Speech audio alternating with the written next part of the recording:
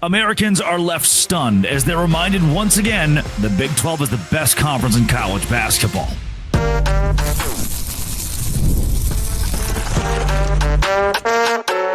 You are Locked On Big 12, your daily podcast on the Big 12 Conference, part of the Locked On Podcast Network, your team every day.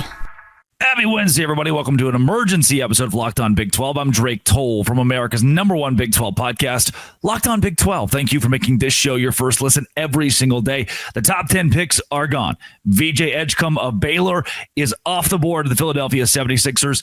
And maybe the biggest surprise of the draft so far, Egor Demin is a Brooklyn Net, a guy who post-March Madness was projected in the 26-27 range. Guys like Jerem Jordan said he could probably use another year at BYU, and instead, not just a lottery pick, but the first top 10 pick since Jimmer Fredette. Both of these guys, and Carter Bryant just went from Arizona. So the Big 12 in the top 15 picks is rolling. And why? I will. Let's pull up the tweets. Let's do the thing where we do the tweets. Why were we putting into question a couple of months ago the Big 12 not being the best conference in college basketball? VJ Edgecombe, top 3 pick for Baylor. Now, what I'm going to get into both of these guys because those are the top 10 that I have all pulled up. Edgecombe and Demin. Baylor is in this weird spot of like, oh, look, another lottery pick. Oh, look.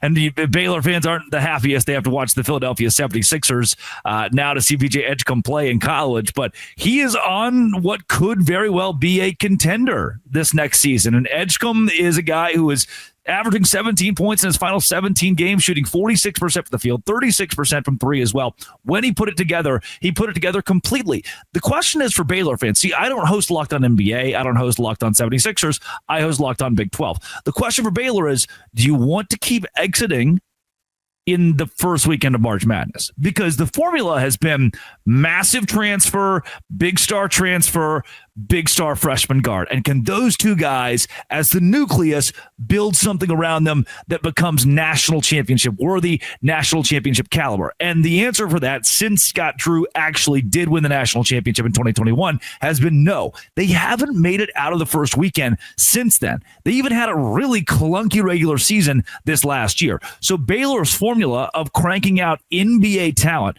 top-end NBA talent, guys that are going in the top 5 of the NBA draft. That formula, there. The formula to use that to win, not exactly there. Going back to them being upset as a 1 seed against 8 seed North Carolina in 2022 in Fort Worth. So if you're hosting Locked On Baylor or Locked On Big 12, you're excited VJ Edge comes off the board. You're probably not excited to have to watch him in Philadelphia, but you wonder what the trajectory is for Baylor athletics moving forward. Now, another massive story from the NBA draft so far, Egor Demin. I'd like to know if he was surprised. I was surprised. Again, he jumped, in my mind, roughly like 15 is probably being conservative, saying 15 spots that he jumped compared to where he was April 1st. At that point in time, myself included, a lot of us pundits were saying, hey, 1 more year is not the worst. Maybe he comes back to play with AJ DeBonsa. There's a chance he wants to continue to develop himself under KY, Kevin Young. He actually brought up in his post-draft interview, Kevin Young was the one who got him NBA ready. And obviously Kevin Young saw that in Demin to get him on campus at BYU and develop in 1 year even further to be the 8th overall draft pick. Yeah, I mean, if you're the Brooklyn Nets and this is what you want, his productivity last year wasn't spectacular all of the time, but he got hot when it was right. Come March Madness, when all eyes were on him, that 6'9" frame, shooting the three-pointer as well, was solid. And he looked like a different player. Crafty pick-and-roll guy. Elite passer. He became the dog we were expecting toward the postseason for BYU, and that's why Egor Demin was a top 10 pick, the number 8 pick, only the 4th top 10 pick in BYU history. I found it very funny. The interviewer called him Igor. It's like, come on, read a book. Like, it's a top 10 pick in the NBA draft. Is that what was she also shocked that he went top 10? Was she ready for him to go at the 21st, 22nd pick and have time to study him between now and then? Instead, he got to be Igor on his draft night interview. you're getting a dog. You're getting a dog in both VJ Edgecombe if you're the 76ers and in Egor Demin if you're the Brooklyn Nets. And the way that Demin spoke about his home country of Russia, about his friends in Russia that are watching him, it's this emotional moment of understanding that for BYU, things are different. It's kind of where you start to differentiate where Baylor and BYU are in the current era of college athletics. And that is Baylor. I say college athletics, college basketball. Baylor, you don't quite know. First round exits, second round exits. I say first weekend exits, second round exits have become normal for Scott Drew's squads. For the BYU Cougars, they're now back in the Sweet 16 conversation. They're now back in the conversation of having not just lottery picks, but lottery picks that can take you through March Madness. With that in mind, it makes me wonder where the top end of the Big 12 differs. We haven't seen an Iowa State guy go off the board yet.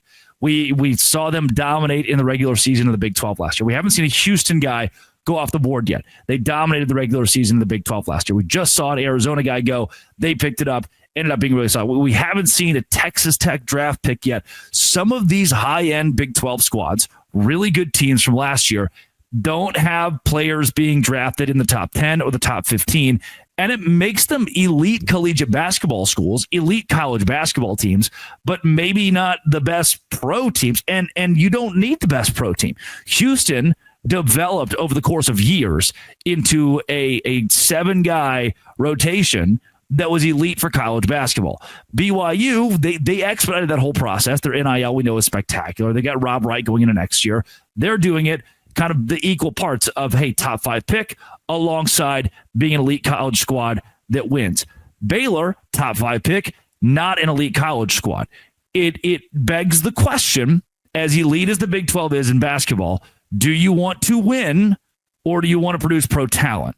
And if you want to do both, like BYU is doing, do you understand how challenging that is, how much capital it takes, the money that comes with that, a la Cooper Flagg going number 1 overall and having an insane NIL deal with Duke? If you want those guys in the front door and with your university, that takes a massive amount of money that I'm not sure if like a Baylor's ready to dole out. Instead, what you could do is go the Houston route. What you could do is go the Texas Tech route. We don't need first-round picks. We don't need top 10 picks. We need guys that want to be elite college basketball players, elite college athletes, and we'll win with those. Overall, great night for the Big 12. I've got Miller Lights waiting on me. And so today's show is brought to you by Monarch Money. Monarch Money is exactly where I go because I don't know what I'm doing with my money. It's just tough, man, because it's like I'm 24. I don't do the whole money thing. And the biggest surprising thing when I opened Monarch Money for the first time is it's not just a budgeting app. It gives you full visibility and control over your finances all of the time. If you ever wished that managing your money was easier, Monarch Money is where you go for your own personal CFO. Everything in one app. You can even share it with your partner. Very convenient. And it's helped me get serious about my dough. Take control of your finances. Monarch Money. Use code LOCKEDONCollege at monarchmoney.com for 50% off your first year. That's monarchmoney.com, code LOCKEDONCollege for half off your first year. Visit Monarch Money and do it today. Cool. NBA draft, good. BYU and Baylor. Arizona, too. Sorry, that wasn't in my notes. It just happened. This has been It Always Will Be Locked On. Thanks for making it your first listen every single day. Dose grande.